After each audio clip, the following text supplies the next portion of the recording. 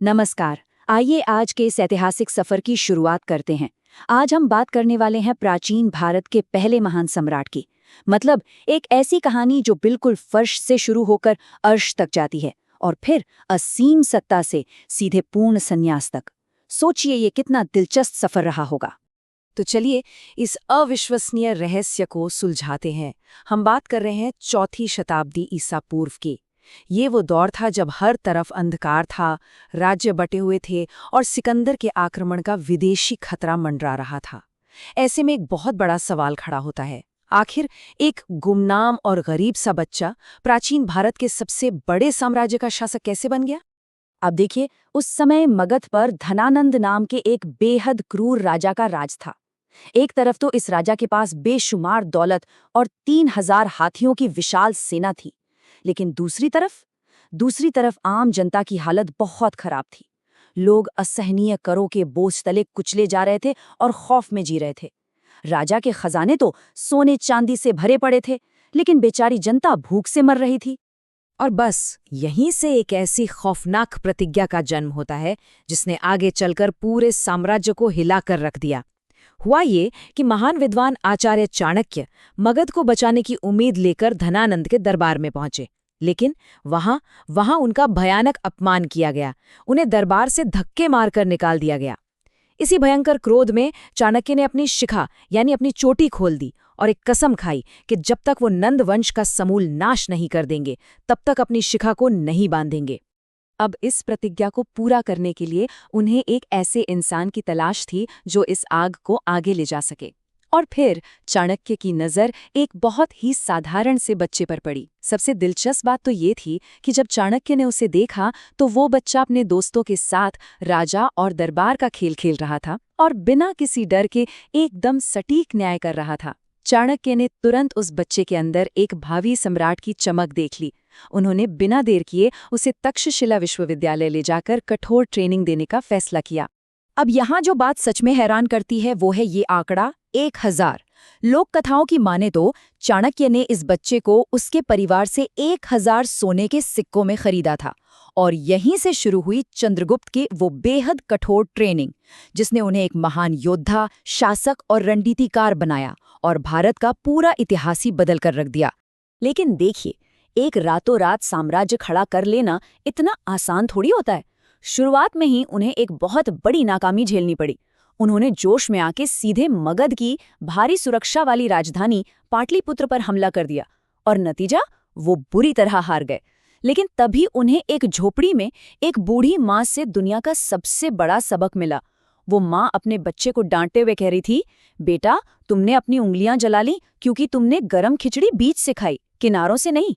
बस इस एक छोटी सी बात ने उनकी पूरी रणनीति पलट कर रख दी। उन्होंने समझ लिया कि भारी सुरक्षा वाले केंद्र पर सीधे हमला करना बेवकूफ़ी है। इसके बजाय उन्होंने किनारों से शुरुआत की। उन्होंने जंगलों और सीमावर्ती इलाकों से सेना जुटाई, छोटे छोटे राज्यों के साथ गठबंधन किए और धीरे धीरे, बिल्कुल एक दीमक की तरह, नंद साम्राज्य की सीमाओं को खोखला करना शुरू कर दिया। सालों तक चले इस मनोवैज्ञानिक और सैन्य युद्ध के बाद आखिरकार 322 ईसा पूर्व में धनानंद हार गया और चंद्रगुप्त ने सिंहासन पर अपना कब्जा जमा लिया। लेकिन एक अखंड भारत बनाने की उनकी सबसे बड़ी परीक्षा तो अभी बाकी थी। 305 ईसा पूर्व में सिकंदर के उत्तराधिकारी सेल्यूकस निकेटर ने एक विशाल सेना के साथ भारत पर फिर से धावा बोल दिया। इस भयंकर युद्ध के बाद ही चंद्रगुप्त ने एक बड़े और एकीकृत साम्राज्य पर अपना पूर्ण नियंत्रण स्थापित किया। आइए इस कूटनीतिक मास्टर स्ट्रोक को थोड़ा और अच्छे से समझते हैं। सेल्यूकस को युद्ध में बुरी तरह हराने के बाद दोनों के बीच एक ऐतिहासिक संधि हुई। इस संधि में चंद्रगुप्त को काबुल, कंधार, हेरात और बलूचिस्तान के विशाल क्षेत्र मिल गए। साथ ही सेल्यूकस की बेटी हेलेमा से उनका विवाह भी हुआ और इसके बदले में सेल्यूकस को क्या मिला? 500 युद्ध हाथी। इस तरह दोनों साम्राज्यों के बीच एक बहुत ही मजबूत अंतर्राष्ट्रीय गठबंधन बन गया और भारत की सीमाएं सीधे हिंदुकुश पर्वतों तक जा पहुंची।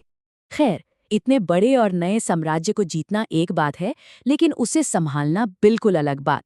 इसे मुमकिन बनाया चाणक्य के अर्थशास्त्र ने। इसमें एक बहुत ही एडवांस्ड और साइंटिफिक प्रशासनिक ढांचा तैयार किया गया था। पिरामिड की तरह सबसे ऊपर सम्राट, फिर शासन को 4 प्रांतों में बांटा गया जिन्हें राजकुमार या वाइसरॉय संभालते थे। उनके नीचे स्थानीय प्रशासन और टैक्स के लिए जिले बनाए गए और सबसे नीचे गांवों को संभालने वाले स्थानीय मुखिया। ये सच में एक बेहद सुसंगठित और स्थिर व्यवस्था थी। और इस अखंड भारत को हमेशा सुरक्षित रखने के लिए साम्राज्य की अदृश्य आंखें 24 घंटे खुली रहती थी। मतलब एक इतना विशाल और गुप्त जासूसी नेटवर्क बनाया गया था जिसकी आप कल्पना भी नहीं कर सकते। ये जासूस घूमते हुए साधुओं, व्यापारियों, यहाँ तक कि नर्तकियों और भिखारियों के भेष में हर जगह फैले हुए थे। खुफिया जानकारी लगातार सम्राट तक पहुंचती रहती थी ताकि किसी भी बगावत या साजिश को शुरू होने से पहले ही कुचल दिया जाए। लेकिन पता है, इस महान शासन की एक बहुत ही स्याह हकीकत भी थी जिस पर अक्सर लोग बात नहीं करते। असीम सत्ता का मतलब था असीम खौफ। सम्राट के दुश्मन हर जगह घात लगाए बैठे रहते थे। इसी वजह से चंद्रगुप्त हमेशा महिला अंगरक्षकों से घिरे रहते थे।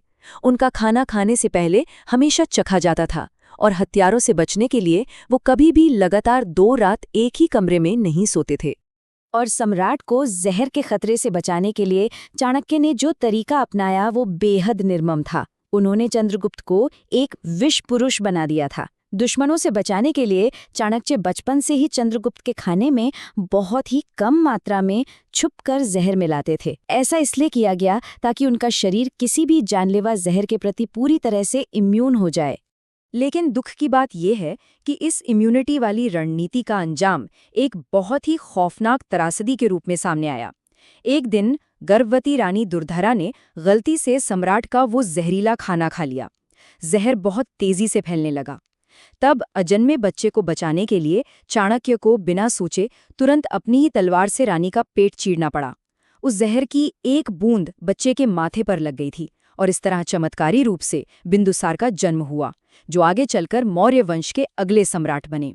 दशकों तक चले इस शानदार और बेहद कठोर शासन के बाद मगध में एक ऐसी भयानक और विनाशकारी घटना घटी जिसने सब कुछ बदल दिया। लगातार 12 वर्षों का भीषण अकाल। इस 12 साल के अकाल ने इतने विशाल और अजेय सम्राट के दिल को हमेशा के लिए झकझोर कर रख दिया। जरा सोचिए, उस इंसान के अंदर क्या चल रहा होगा।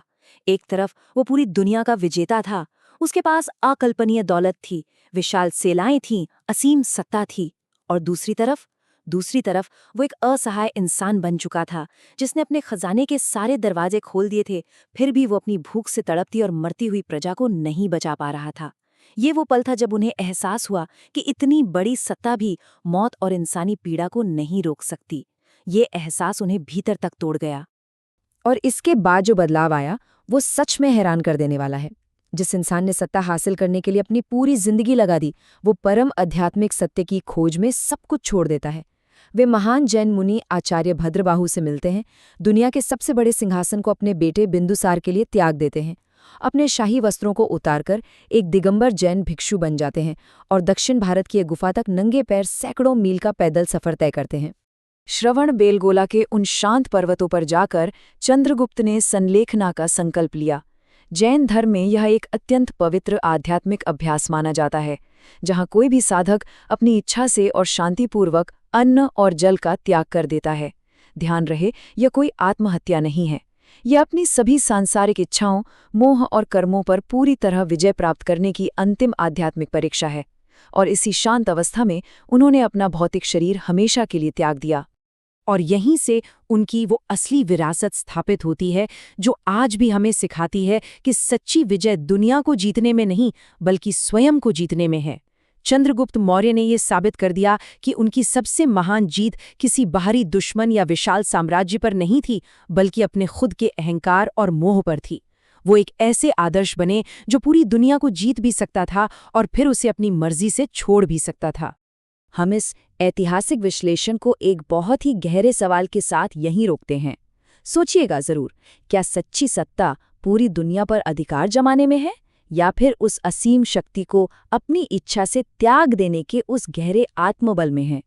सम्राट चंद्रगुप्त मौर्य का ये सफर हमें जीवन, सत्ता और शांति के असली मायनों के बारे में सोचने पर मजबूर कर देता है। हमारे साथ इस विश्लेषण का हिस्सा बनने के लिए बहुत बहुत धन्यवाद।